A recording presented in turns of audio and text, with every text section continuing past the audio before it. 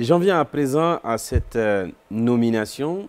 Cette année, vous faites partie des 100 Guinéens qui font bouger la Guinée. Pour que nos téléspectateurs comprennent, ce n'est pas lié à notre émission qui s'appelle La Guinée qui bouge, mais ce sont des personnalités qui, dans leur domaine, s'investissent pour le développement. C'est aussi le concept de cette émission. Comment vous accueillez cette nouvelle? Ça fait plaisir déjà, parce que c'est des personnes, quand ils sont allés au CNTM, ils ont dit écoutez monsieur le conseiller, et pour nous, cette année, on n'aimait pas les politiques. J'ai dit pourquoi? Parce que si on est en transition, c'est parce que les politiques ont échoué. J'ai dit très bien. Ouais. Aujourd'hui, qu'est-ce que moi j'apporte? Aujourd'hui, même le fait, tout de suite je le disais, même le fait de voter non pour que les gens aient un regard sur la culture, c'est un plus pour la culture. Je dis très bien. Aujourd'hui, nous savons que vous avez un festival et que vous y tenez à la culture. Chaque fois que vous êtes sur le terrain et que vous avez un grand festival, vous vous donnez beaucoup de choses. Je dis merci beaucoup. Et tout ça réuni. Ils ont donné un exemple l'année passée, cette année par exemple, avec le phare qui est organisé dans notre centre culturel qu'on appelle Kawerde. Ils ont dit ça déjà c'était justement on va en parler. Donc ils ont tellement parlé de beaucoup de choses que j'ai réussi à faire que moi je ne peux pas citer. Et dire alhamdoulilah, parce que pour moi un festival d'abord c'est social. On veut impacter la mentalité des Guinéens partout où ils sont. Vous en avez parlé tout à l'heure, votre centre culturel, parce que malgré les charges que vous avez de conseiller, vous pensez quand même à toujours perpétuer ce volet culturel. Oui. Un centre culturel donc à La Baie. Alors, j'ai voulu insister sur le mot parce que je viens d'apprendre récemment que le nom de la ville, ce n'est pas La Baie, mais La Baie. Je sais qu'on en parlera bien sûr en off. Donc, ce centre culturel qui s'appelle Kawerde, qu'est-ce que cela veut dire? Kawerde, c'est un espace de bienvenue. Sadi Kotoli, Kawerde, c'est un espace où on reçoit. Ça d'abord, c'est pour littéralement expliquer aux gens Kawerde. Après, c'est un rêve d'enfant. En 2013, j'ai rencontré mon manager, Jamdine Baldé et Moussa Français dans une formation. On a dessiné, avec les Espagnols, on a dessiné un centre culturel. Parce que je les ai amenés à ça. Oui. Aujourd'hui, depuis ça, il est devenu mon manager. Il est venu au label Soudou Darja. On travaille ensemble. Il est responsable, il travaille dans une imprimerie. Pour moi, c'est un rêve d'enfant que nous avons réussi. C'est-à-dire que ce qu'on a fait là, c'était important parce que la Guinée souffre de manque d'espace de diffusion. On a un espace de diffusion qu'on appelle l'espace Italo Zambo, oui, avec une scène et un public de 600 places. On a une salle de formation. La salle de formation s'appelle Salle Tiboutunkara. C'est un compagnon de l'indépendance qui a été ministre de l'enseignement technique, qui a été ministre de la culture. La salle s'appelle Salle Tiboutunkara. On reçoit dans la salle est sonorisée. Il y a un tableau, il y a un écran 65 pouces, il y a un vidéoprojecteur pour la formation, pour une capacité de 50 personnes.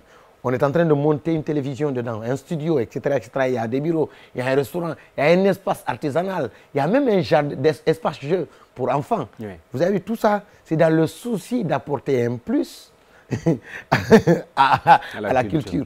Donc, ça, on l'a réussi. Pourquoi on l'a réussi cette année? Depuis tant qu'on pensait, on faisait notre festival depuis 2015, mais on le faisait à l'amphithéâtre. On s'est dit, oui, il faut avoir un espace, créer un incubateur, créer un centre culturel, dans le centre culturel, en faire un incubateur pour que des jeunes qui rêvent puissent venir. Parce que chaque année, nous recevons 200 festivaliers. Vu que même par le passé, l'État ne soutient pas, l'État n'accompagne pas, mais nous, on a une vision, c'est de faire plaisir, donner du plaisir. J'ai vu des gens pleurer quand ils ont vu Go Michel à la baie, quand il a porté du poutou et du lépi. J'ai dit non, c'est le rôle de la culture, vous transmettez des émotions. Donc, pour moi, et faire ce centre culturel avec le peu de moyens que je reçois du CNT, bailler un espace, payer l'espace et faire tout. Le hangar que nous avons fait nous a coûté plus de 60. Vision.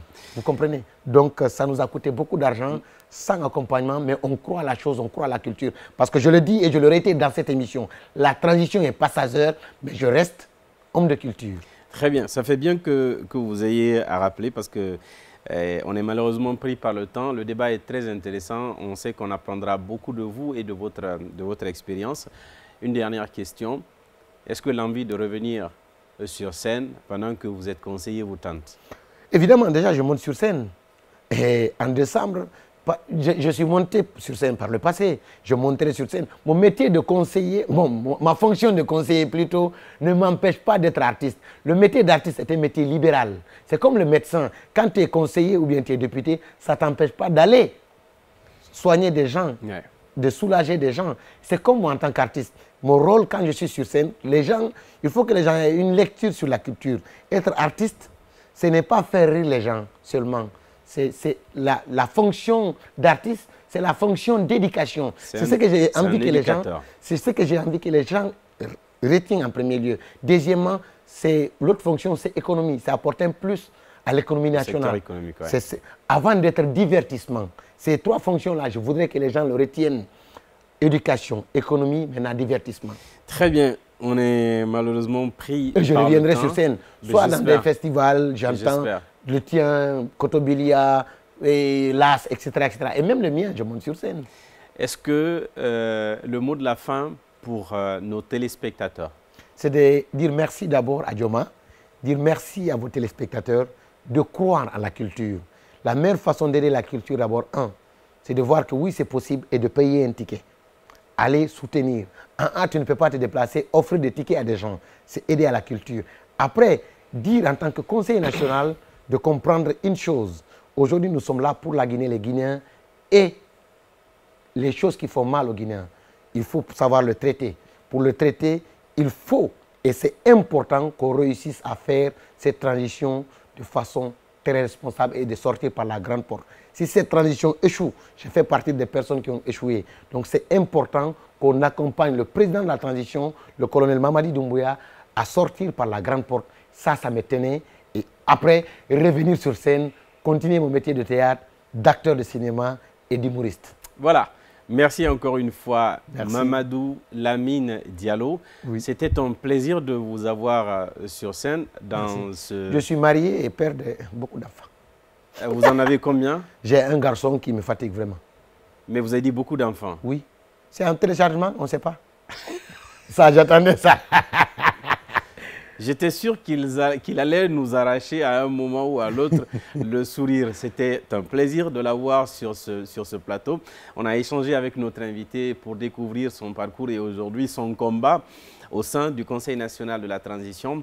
Mamadou Tog, ça c'est moi ça, et c'était dans l'entretien de la Guinée qui bouge. Je vous donne rendez-vous très prochainement dans un autre numéro avec ceux qui font bouger la Guinée. À très vite.